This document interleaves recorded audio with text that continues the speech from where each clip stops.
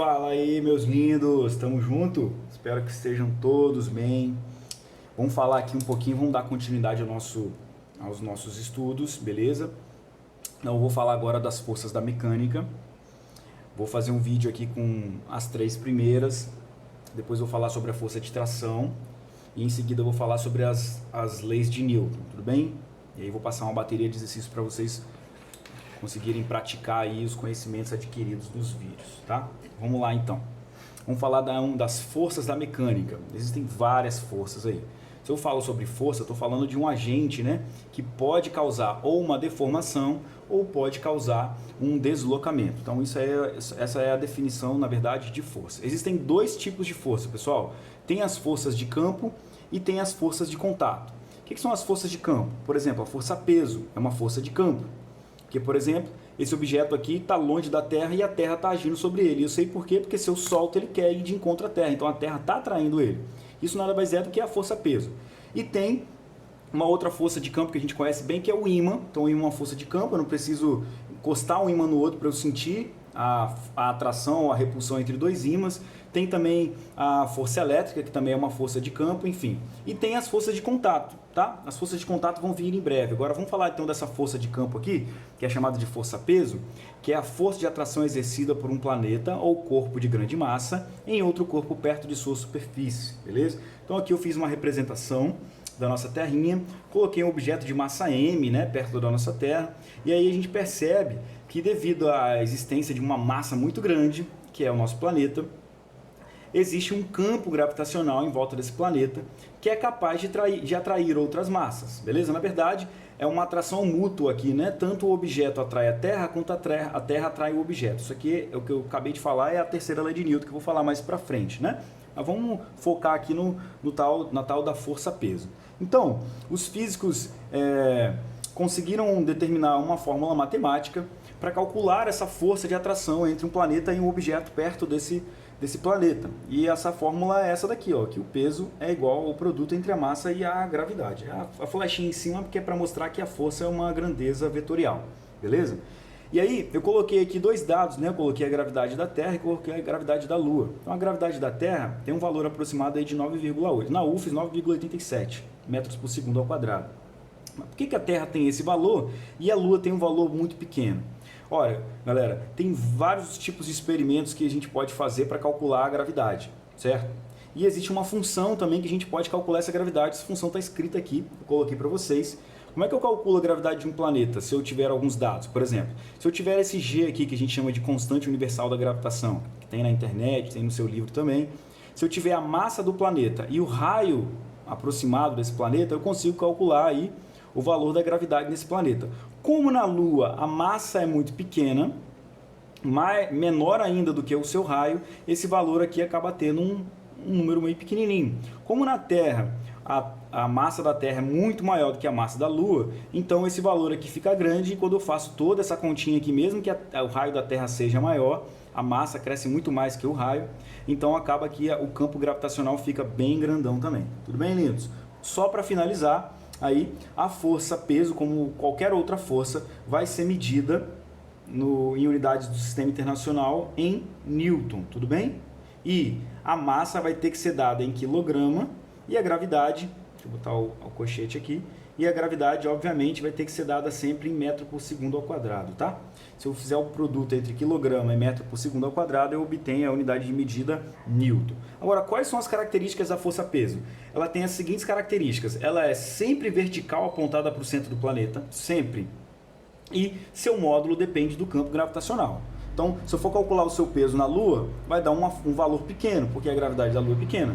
Se eu for calcular o seu peso da Terra, vai dar um valor bem maior, né? Quase 6 vezes maior, porque o seu peso, o campo gravitacional da Terra é maior e isso vai fazer com que o seu peso seja maior. Então, por exemplo, tem uma questãozinha que trabalha uma charge do Garfield, que ele fala que o dono dele fala bem assim, ó, Garfield, você tá muito gordo, você precisa perder peso. Aí o Garfield fala assim, eu vou me mudar então para um planeta onde a gravidade seja menor. Um gato esperto, né? Porque se o dono dele pediu para ele perder peso, ele pode ou perder massa ou diminuir seu campo gravitacional. E como ele é um gato preguiçoso, ele preferiu perder ou diminuir o seu campo gravitacional. O seu não, né? Do planeta onde ele habita. Então ele iria para um planeta onde o campo gravitacional é melhor. A sugestão seria a Lua. Vamos lá então continuar a falar sobre as forças da mecânica. Então, galera, continuando a falar sobre as forças da mecânica aqui, a próxima força que eu trago para você é a força normal, beleza? A gente vai representar ela pela letrinha N. E aí tem esse rabisquinho aqui, galera, porque esse aqui já é o terceiro vídeo que eu gravo, sempre gaguejo, aparece alguma coisa, meu gato aparece aqui na filmagem, alguém na rua grita, o filho do vizinho chora. Mas vamos lá então. O que é a força normal? Uma vez um aluno me perguntou, professor, existe força anormal? Eu falei, cara, não. Esse nome normal, ele vem da onde? Vem lá da matemática. Porque na matemática, uma reta ou um plano que é perpendicular a outro plano, a gente fala que esses dois planos, esse plano aqui é normal a esse plano aqui. Então, por isso que o nome da força é força normal. Por quê? Porque, por definição, a força normal é a força de contato entre uma superfície e um objeto que pressiona essa superfície. E como que essa força é aplicada? Ela é sempre perpendicular ao plano aonde o objeto está apoiado. Por isso, o nome normal. Então, por exemplo, numa superfície horizontal, a força peso estaria sempre apontada para o centro da Terra e a força normal está aqui, ó, tentando expulsar o objeto da superfície. Por quê? Porque a Terra está atraindo ele, está pressionando ele contra a superfície, mas a superfície não deixa, exercendo uma força chamada de normal. Está aqui um ângulo de 90 graus para te provar, certo? Certo. Então, ó, uma dica aqui é que N é sempre perpendicular ao plano da superfície. Agora vamos para uma superfície inclinada. Uma superfície inclinada aí de um ângulo θ, tá bom? Então, o que eu fiz aqui? Representei a força peso de verde. Então a força peso está sempre aqui, ó, apontada para vertical, né, para baixo, apontada para o centro da Terra, beleza? Ou para o centro do planeta que a gente está fazendo esse experimento. E a força normal está onde? Ora, se o plano da superfície é esse, a força normal tem que estar perpendicular. Então a força normal está aqui representada. E aí eu coloquei essa linhazinha auxiliar aqui como se fosse um eixo, e aqui outro eixo, para eu poder representar o ângulo de 90 graus aqui, tá? Beleza, então agora vamos para uma superfície vertical. Uma superfície vertical, o objeto só vai ficar aqui nessa posição se eu tiver uma força pressionando ele contra a superfície. E aí a superfície responde empurrando de volta. Responde como? Responde com uma força normal, ou seja, uma força que faz 90 graus com a superfície. Então jamais você vai ver a superfície empurrar ali naquela direção. Isso não vai acontecer. Aí, professor, o que tem essas equaçõezinhas aqui que você escreveu? Essas igualdades aqui eu escrevi, por quê? Porque se eu admitir aqui que esse cara está em repouso, você concorda que então que peso tem que ser igual ao normal? Para ele estar paradinho, para esse ponto aqui, que representa o centro de massa, tem que estar parado, esse cara aqui tem que ser, esse vetor e esse vetor tem que ser iguais. E aqui? Aqui não. Aqui o peso, ele não está na mesma direção da força normal, então eu não posso igualar. Então normal e peso são diferentes. Mas, se eu vier aqui a força peso e decompor essa força peso em duas direções, lembrando que esse ângulo aqui, ele sempre vem para cá, ó. Beleza? Se eu decompor aí, eu percebo o seguinte, que minha componente x faz com que o objeto tenda a descer a rampa, mais a componente y é quem realmente pressiona o objeto contra a rampa. E aí sim eu posso escrever que normal é igual a componente y.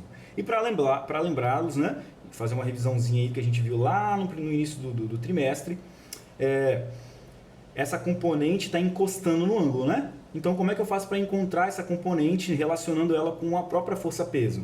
P vezes cosseno do ângulo, porque está encostando. Se eu quisesse o Px, seria P vezes seno. Só que aqui no caso, o Px não tem nada a ver com a força normal. Beleza, lindos? Vamos então para a nossa última força dessa aulinha de hoje. Então, ó, a última força é a tal da força elástica. Essa força acontece devido a deformações elásticas em alguns materiais. Então, em alguns, na verdade não, todos os materiais, eles podem ser comprimidos ou esticados, ou seja, eles vão sim exercer uma força elástica. Por exemplo, se eu conseguisse esticar essa caneta aqui, de forma que a gente visse aqui realmente algo, né, acontecer, essa caneta eu ia ter que fazer uma força bem grande, porque a caneta não quer que isso aconteça. A atração aqui das moléculas não me deixa fazer isso com facilidade. Agora, vamos pensar então no material elástico aí que seja uma mola, um elástico de dinheiro, sabe, de prender dinheiro. Então vamos fazer um experimento aqui para a gente tentar quantizar isso, encontrar um valor, uma fórmula. Então eu pendurei aqui uma mola, então ela está livre, ela tem esse tamanho. Agora, quando eu penduro nela um objeto de peso P, ela estica uma quantidade X, ou seja, ela sofre uma deformação. Beleza. Aí veio um cara chamado Hooke, né, que viveu entre 1635 e 1703. Ele observou que quanto mais deformada a mola ou o material, maior a força exercida por esse material. Então, por exemplo, se eu estou tratando do repouso aqui nesse caso, com certeza, então, esse vetor aqui que representa a força que a mola está fazendo para não ser deformada, vai ser igual à força-peso, você concorda? Sim, beleza. Aí agora vamos lá, vamos pendurar um objeto maior um pouquinho, né? Um objeto aí com peso P2. Aí você concorda então que isso ia esticar cada vez mais? Aí essa força para cima teria que aumentar para equilibrar esse peso maior, certo? Certo. Aí olha só o que o Hooke pensou. O Hooke, ele dividia o valor da força elástica pela deformação. Lembrando vocês que a força elástica é fácil de encontrar, porque a força elástica é sempre igual ao peso, nesse caso do repouso.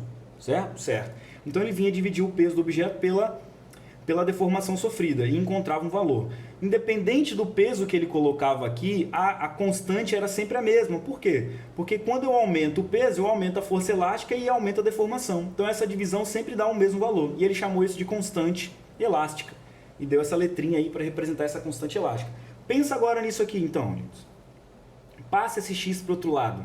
Aí eu vou ter uma equação assim, ó, que a força elástica é igual a uma constante elástica vezes x. E o que é essa constante elástica? Essa constante elástica é a dureza do material que eu estou trabalhando ali. Então, a dureza da mola. Cada mola tem o seu, cada material tem o seu, por exemplo, o concreto tem o seu, o aço tem o seu, né, o seu valor de K. Certo? X aqui é o quanto eu estiquei ou comprimi. Eu fiz aqui um experimento para esticar. Poderia ter feito também um experimento para comprimir. Tudo bem, lindos? Aí eu pensei aqui num gráfico, só para a gente ver isso graficamente. Se eu fosse construir um gráfico aí, força elástica por deformação, esse gráfico ia sempre partir do zero. Por quê? Porque se eu não estico o material, ele também não exerce força elástica nenhuma. E aí, por que tem duas retas aqui? Aliás, por que é uma reta, né? Porque é uma função do primeiro grau. Agora, por que tem uma reta mais inclinada e uma menos inclinada? Eu quis representar aqui o seguinte, veja bem, eu fiz um ensaio e aí nesse ensaio eu descrevi esse gráfico e esse gráfico parou aqui. Então eu tive que fazer uma deformação para ter uma determinada força elástica. Agora pensa aqui nessa linha aqui, ó, que representa um outro material. Por que eu sei que é outro material? Porque veja bem, eu tive que fazer uma deformação muito maior por uma força elástica pequena, ou vamos pensar o contrário, né? Uma força elástica pequena causou uma deformação grande no material. Então, esse material aqui é menos duro do que esse. Esse tem uma dureza elástica maior do que esse material aí. Então, eu escrevi isso aqui, ó. O K do material representado pela curva vermelha é maior do que o K representado pelo material aqui da curva verde. Tudo bem, lindões? Tamo junto, é isso aí.